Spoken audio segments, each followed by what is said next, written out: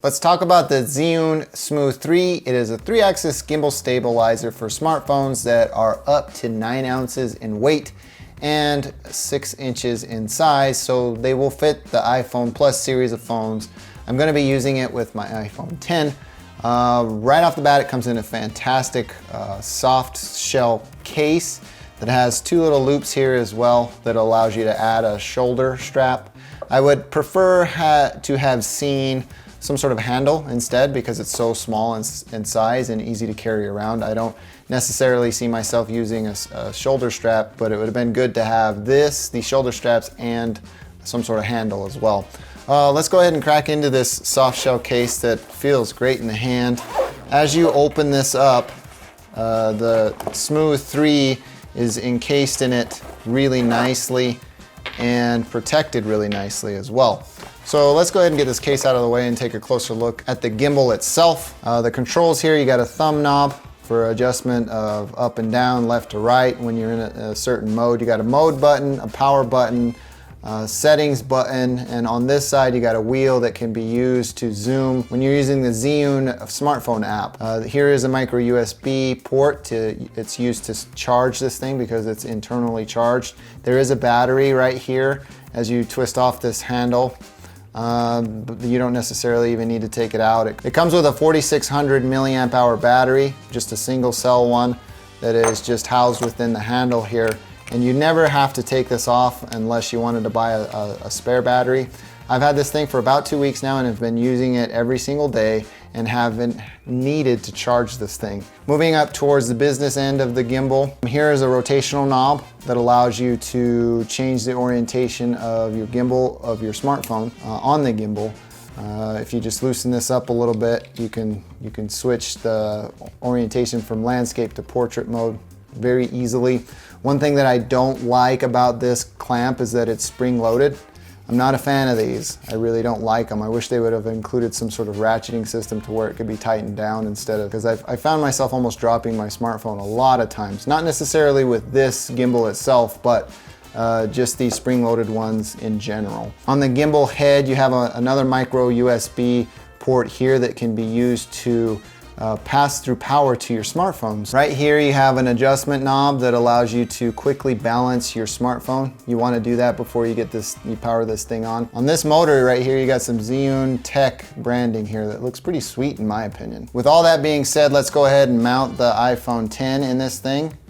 And it works well without a case, and it also works with certain cases, but be careful trying to load in a larger case because that could become really problematic with holding your smartphone. Let's talk a little bit about the controls on the Smooth 3. You got a status LED that'll change colors with the battery status.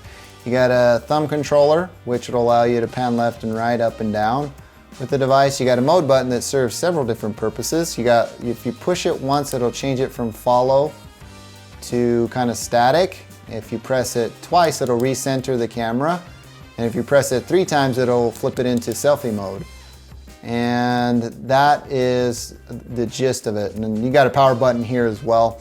And again, you got the wheel here that is used for zooming in and zooming out if you're using the Zhiyun smartphone application. Since we've gone ahead and covered this thing generally, let's go ahead and hop into some samples of this gimbal with the iPhone 10. And that's it. So this is the setup you are seeing in this sample. All right, so here's a demo of the rear-facing camera on the iPhone 10 on some rather smooth surfaces. I'm just walking 4K 24p. I can go ahead and flip this into selfie mode with the triple click of the mode button on the Smooth 3. And that'll allow me to utilize the rear-facing camera on the iPhone 10 as a selfie camera. Super cold out here, so bear with me. I'm walking on some rather compromising terrain, so I'm really not paying attention to the camera because I'm watching where I'm walking because I don't want to twist and break my ankle. But with that said, what do you think of this demo on how the Smooth 3 is kind of holding this camera really stable in comparison to if I was just doing this handheld? So I'm going to go ahead and give you a running example of how that goes, and with the triple click I can flip around again to show you where I'm running, and it's really holding it stable. A double click allows me to use the thumb screw or the thumb knob, and kind of angle where this is going, which is awesome. And another triple click allows me to flip over to selfie mode. I'm tired, it's cold.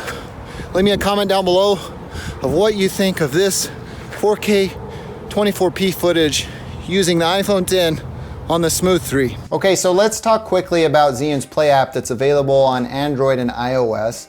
One thing that I will preface this portion is that by saying that this is a very robust app, and I'm not going to be covering every single setting that's located in this application. I will also say that at the time of this video that this app does not support 4K 60p. I think that's just an update that's soon to come. I'm not sure, don't quote me on that, but I hope they bring it because that's the only thing that kept me from using this, because it doesn't provide that frame rate and resolution.